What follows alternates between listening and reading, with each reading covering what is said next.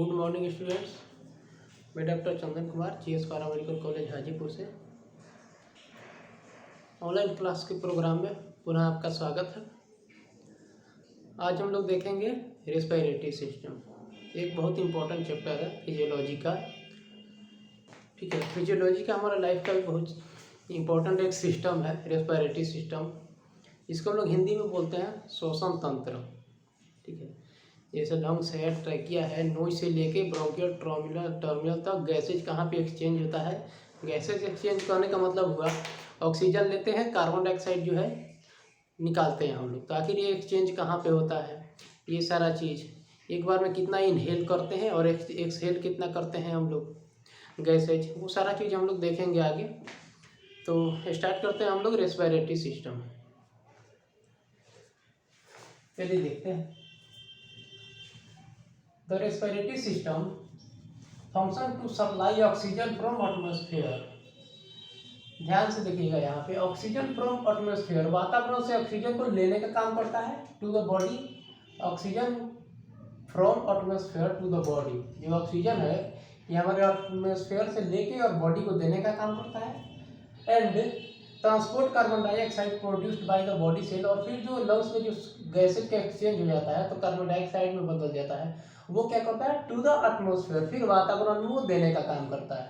तो respiratory system का ये काम हुआ कि ऑक्सीजन लेता है और कार्बन डाइऑक्साइड को बाहर निकालने का काम करता है। ठीक है, it is also involve in sound production.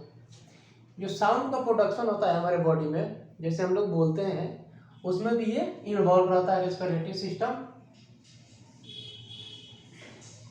And helps in expulsive act. Expulsive मतलब एक्सपल्सन, एक्सपल्सन मतलब बाहर निकालना। ठीक है, उसमें भी ये हेल्प करता है। चलिए देखते हैं। एक्सपल्सिव एक्ट्स मतलब क्या क्या है। मिक्चुरेशन मतलब यूरिनेशन में, और डिफेकेशन, डिफेकेशन मतलब स्टूल पास कराने में। ठीक है, यूरिनेशन में और स्टूल पास कराने में ये हेल्प करता है। और इन्वॉल्व रहता है साउंड प्रोडक्शन में भी। All the parts of the respiratory system up to the terminal bronchi। Terminal bronchiae जो होता है, एक नली होता है हमारे ये गले में। ठीक है, नोज के पास के बाद लास्ट वाला पार्ट से स्टार्ट होता है जो ट्रैकिया होता है। ट्रैकिया के बाद टर्मिनल ब्रोंकियल होता है, ट्रंकियल ब्रोंकाई होता है। उसके बाद से जो डिवाइड होता है दो पार्ट में, जो ट्रैकिया, उसको हम ट्रंकियो टर्मिनल ब्रोंक्यूल बोलते हैं। ठीक है, तो all parts of the respiratory system up to the terminal bronchi conduct air। ठीक है, एयर कंडक्ट करने का काम करता है नोज से लेके टर्मिनल ब्रोंकियाई तक का। the parts beyond terminal bronchi perform the respiratory function। और जो टर्मिनल ब्रोंकियाई से ऊपर का जो भी पार्ट्स बचा होता है वो क्या काम करता है, रेस्पिरेटरी फंक्शन का काम करता है। Which is exchange of gases, gases को एक्सचेंज करने का काम करता है। कार्बन डाइऑक्साइड को छोड़ता है, ऑक्सीजन को लेता है, फिर ऑक्सीजन अंदर जाता है, फिर वहां से कार्बन डाइऑक्साइड को ले आने का काम करता है। Respiratory system can be divided into upper and lower division. Respiratory system को हम लोग दो पार्ट में डिवाइड करते हैं, अपर एंड लोअर डिवीजन में। ठीक है, अपर में हो जाएगा जैसे नोज हो गया, फिर इसके अंदर फेरिंग्स हो जाता है जिसमें पैरानेजल साइनसेज भी आ जाता है। साइनस के बारे में हम लोग पढ़ेंगे आगे। ठीक है, और लोअर में हो जाएगा लैरिंग्स हो जाएगा, ट्रैकिया हो जाएगा, एल्वियोलाई हो जाएगा, जो छोटे छोटे एक क्या बोलते हैं सेल्स होते हैं लंग्स में। उसके बाद से लंग्स हो जाएगा लोअर में। तो इसको आप लोग लिख लीजिए।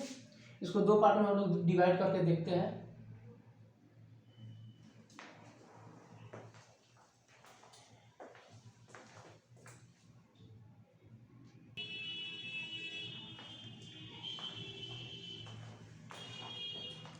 रेस्पिरेटरी सिस्टम को दो पार्ट में डिवाइड किया जाता है, अपर एंड लोअर में।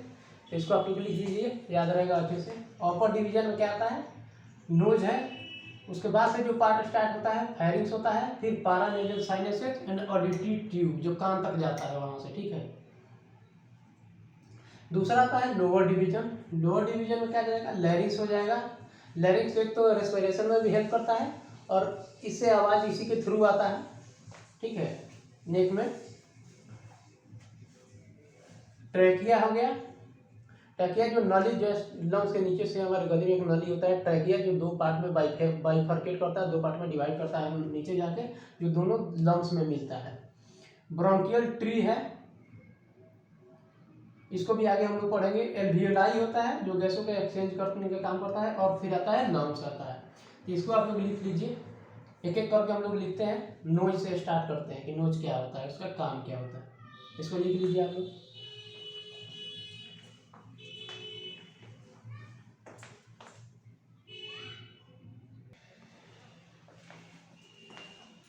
चलिए नोज देखते हैं। रेस्पिरेटरी सिस्टम में दो डिवीजन हो गया था, अपर एंड लोअर। तो अपर में पहला था नोज। नोज का मतलब आप लोग भी जानते हैं, देखिए क्या है। इट इज ए पिरामिडल, ये पिरामिड शेप का होता है, ऐसे टाइप का होता है नोज, ठीक है। Pyramidal. It has a root, ये वाला हो गया रूट, एंड फ्री टिप, ये वाला जो बाहर वाला होता है इसको टिप बोलते हैं, ठीक है। It is a free tip, it form of nasal bone, यहाँ स्टार्टिंग में तो नेजल बोन होता है ये वाला एरिया में, एंड एट रूट, ठीक है, रूट पे नेजल बोन होता है, और कार्टिलेज और फाइबर मसल का बना हुआ होता है टिश्यू नोस्टिड, ये वाला जो इलाका होता है बाहर वाला इतना, ये फाइबर का और कार्टिलेज का बना हुआ होता है, ठीक है। द टू नेजल कैविटी, इसमें नेजल कैविटी कितना होता है, इसको डिवाइड कर देते हैं, एक ही हो गया एक हो गया, दो नेजल कैविटी हो गया, सेपरेटेड बाय नेजल सेप्टम, और जो बांटा हुआ किससे होता है, इससे, इसको नेजल सेप्टम बोलते हैं हम लोग, ठीक है, नेजल सेप्टम। इसका फंक्शन क्या होता है नोज का, filtering of the upcoming air by hair and mucus. पहले इसका तो काम है, हेयर जो भी हम लोग लेते हैं, ठीक है ना, ऑक्सीजन जो जाता है उसको इनहेल फिल्टर करने का काम करता है। जो भी सांस हम लोग लेते हैं वो एयर जाता है, उसको फिल्टर करने का काम करता है। जैसे धूल है, मिट्टी है, या जो भी डस्ट है उसमें डस्ट पार्टिकल्स है, वो हेयर्स होता है, और म्यूकस जो हमारे नोज में होता है वो उसमें चिपक जाता है, और इस तरीके से फिल्टर का काम हो गया। दूसरा हुआ warming and moisturing of the inhaled air, जो भी हम लोग सांस लेते हैं वो गर्म जाए और मॉइस्चराइजेशन हो उसमें, ये काम करता है। दूसरा है sensation of smell by olfactory mucosa, मतलब ओल्फैक्टरी नर्व जो भी है, नाक का जो नर्व होता है उसे स्मेल का सेंसेशन आता है, महकने का। फिर आता है वोकल रेजोनेंस में काम करता है। वोकल रेजोनेंस में मतलब ये कि जो भी हमारा आवाज़ निकलता है उसमें भी इसका योग कंट्रीब्यूशन रहता है, ठीक है, ये फंक्शन हो गया। अप्लाइड होता है, एक टर्म होता है इपिस्टैक्सिस। इपिस्टैक्सिस का मतलब होता है ब्लीडिंग फ्रॉम द नोज, नाक से ब्लीडिंग होना, इसको इपिस्टैक्सिस बोलते हैं।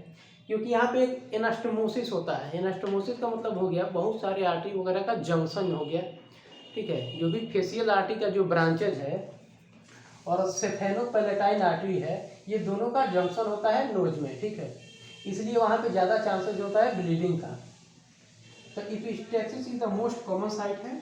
It is the bleeding from nose because it contains facial artery and sphenopalatine artery, दोनों आर्टरी का वहाँ पे ब्रांचेज होता है, एडजॉइनिंग होता है, जंक्शन होता है, इसलिए वहाँ पे ब्लीडिंग का ज़्यादा चांसेज होता है, ठीक है। तो ये हो गया हमारा नोज। नेक्स्ट हम लोग देखेंगे जो भी है नोज के बाद से फेरिंग्स है, इसको आप लोग लिख लीजिए अच्छे से, ठीक है। चलिए नेक्स्ट क्लास में हम लोग मिलेंगे फिर फेरिंग्स को लेकर। चलिए थैंक यू।